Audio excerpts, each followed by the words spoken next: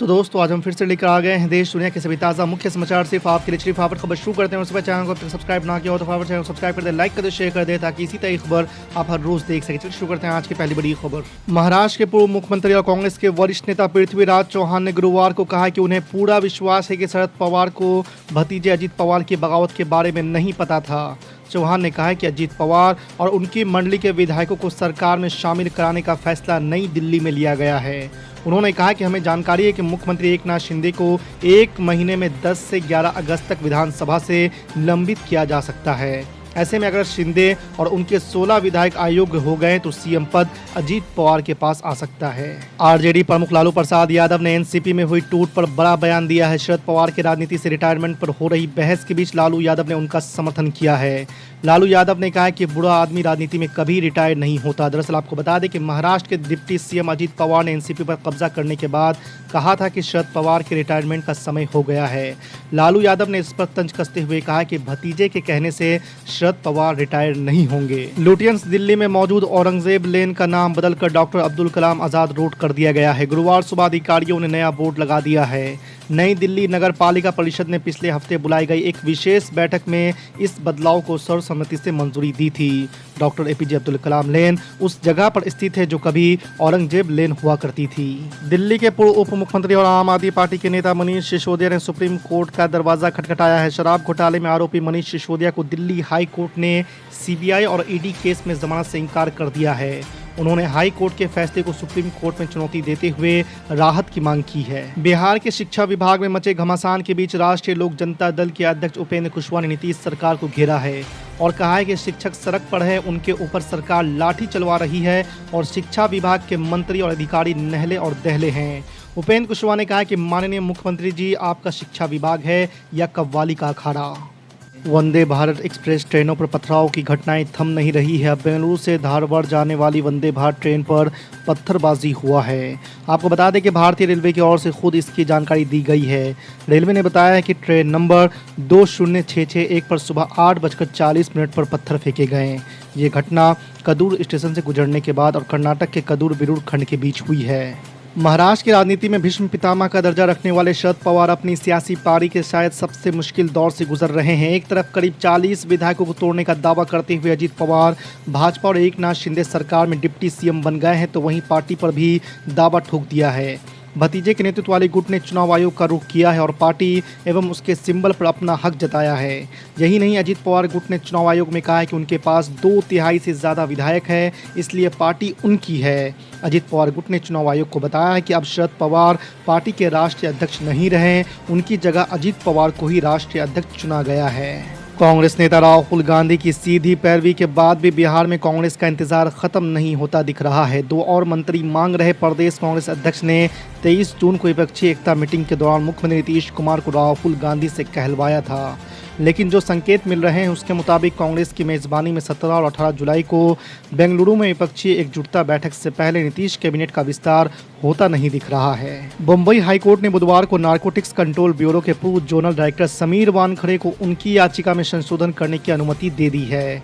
आपको बता दें कि वानखड़े ने क्रूज शिप ड्रग भंडाफोड़ से संबंधित रिश्वत मामले में सीबीआई की एफआईआर के खिलाफ अपनी याचिका में संशोधन की इजाज़त मांगी थी, ताकि ये आधार जोड़ा जा सके कि रिश्वत लेने वाले के साथ ही साथ रिश्वत देने वाले पर भी मुकदमा चलाया जाना चाहिए। यूनिफॉर्म सिविल कोड यानी समान नागरिक संहिता लाने की तैयारी में मोदी सरकार जुटी है। पीएम मोदी पिछले दिनों खुद इसे लेकर विपक्षी दलों पर निशाना भी साधा था। आपको बता दें कि all India Muslim personal law board ने इसे लेकर बुधवार को बैठक की और अपना रुख साफ कर दिया है। बोर्ड के सभी सदस्यों ने इसका विरोध किया है। बोर्ड ने साफ किया है कि मुल्क को इसकी ज़रूरत नहीं है।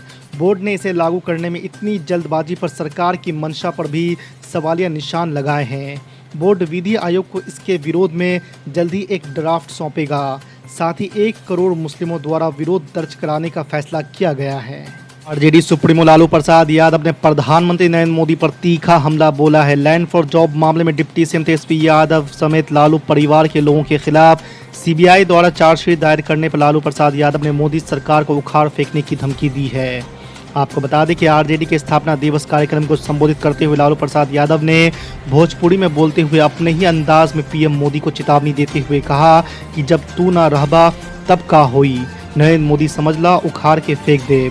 अजीत पवार के सरकार में शामिल होने के बाद मुख्यमंत्री एकनाथ शिंदे की शिवसेना में नाराजगी बढ़ती दिख रही है। खबर है कि राष्ट्रपति द्रौपदी मुर्मू के कार्यक्रम से भी सीएम शिंदे ने दूरी बना ली है। हालांकि वो उनके साथ मुंबई में सिद्धि विनायक मंदिर साथ जाने वाले हैं। संभावनाएं जताई जा रही है कि राज्य में जारी मौजूदा राजनीतिक हालत को लेकर वो अपने विधायकों के साथ बुधवार को अहम बैठक कर सकते हैं। दिल्ली में कानून व्यवस्था को लेकर आम आदमी पार्टी उपराज्यपाल विनय कुमार सक्सेना पर लगातार हमले कर रही है। अब केजरीवाल सरकार के मंत्री सौरभ भारद्वाज ने एक बार फिर से इस मुद्दे पर उपराज्यपाल को घेरा है। सौरभ भारद्वाज ने एक मीडिया रिपोर्ट का हवाला देते हुए लॉ एंड ऑर्डर को लेकर एलजी पर निशाना साधा।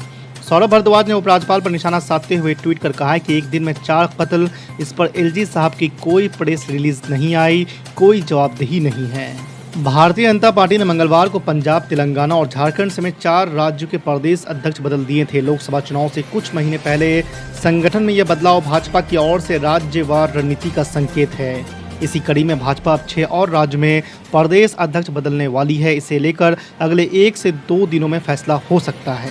झारखंड बीजेपी के नवनियुक्त प्रदेश अध्यक्ष बाबूलाल मरांडी ने कहा है कि हम प्रदेश में सभी 14 लोकसभा सीटें जीतेंगे। उन्होंने कहा कि पिछली बार हमने 12 सीटें जीती थी, इस बार बाकी 2 सीटों पर भी जीत हासिल करेंगे।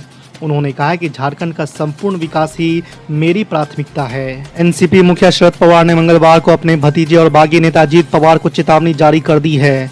शरद पवार ने ये चेतावनी उस तस्वीर को लेकर दी है जो अजीत पवार के नए ऑफिस में नजर आ रही है। असल में मंगलवार को अजीत पवार ने एनसीपी के नए ऑफिस का उद्घाटन किया। इस दौरान जारी हुए एक वीडियो में अजीत पवार के पीछे शरद पवार की तस्वीर नजर आ रही है। शरद पवार ने इसी को लेकर कहा है कि जिन लोगों ने मुझे धोखा दिया उन्हें मेरी तस्वीर का इस्तेमाल करने की इजाजत नहीं है। उपराष्ट्रपति जगदीप धनखड़ ने मंगलवार को कहा कि संविधान के निर्माताओं की परिकल्पना के अनुरूप समान नागरिक संहिता को लागू करने का वक्त आ गया है। उन्होंने कहा कि संविधान के अनुच्छेद 44 में स्पष्ट रूप से कहा गया है कि राज्य देश भर में अपने नागरिकों के लिए यूसीसी लागू करने का प्रयास करेगा। धनखड़ ने कहा है कि यह संविधान के निर्माताओं की सोच थी, इसे लागू करने का वक्त आ गया है। प्रधानमंत्री नरेंद्र मोदी 7-8 जुलाई के बीच 4 राज्यों का दौरा करने वाले हैं। इस दौरान वो छत्तीसगढ़, यूपी, तेलंगाना और राजस्थान जाएंगे। पीएम मोदी 5 शहरों रायपुर, गोरखपुर, वाराणसी, वारंगल और बीकानेर में करीब 12 कार्यक्रमों में भाग लेंगे। साथ ही वो लगभग 50,000 करोड़ रुपए की लागत वाले 50 प्रोजेक्ट का उद्घाटन और शिलान्यास करेंगे। यूनिफॉर्म सिविल कोड यानी समान नागरिक संहिता को लेकर आम आदमी पार्टी के अंदर एक मत नहीं कायम हो पा रहा है। कुछ दिन पहले दिल्ली में आम आदमी पार्टी के नेता संदीप पाठक ने यूसीसी का समर्थन किया था। वहीं मंगलवार को पंजाब के मुख्यमंत्री भगवंत मान ने इसको लेकर अलग ही बयान दिया है। उन्होंने कहा कि आम आदमी पार्टी एक सेकुलर पार्टी है और वोट के लिए किसी भी बंटवारे वाली रणनीति का समर्थन नहीं करेगी। केंद्र की मोदी सरकार का मंत्रिमंडल विस्तार जल्द होने वाला है। इसके बाद यूपी की योगी सरकार का कैबिनेट विस्तार हो सकता है। आपको बता दें कि लोकसभा चुनाव को ध्यान में रखते हुए योगी मंत्रिमंडल में विस्तार करने की तैयारी है। कहा जा रहा है कि इसमें सबसे बड़ा नाम सुभाषपा प्रमुख ओपी राजभर का है।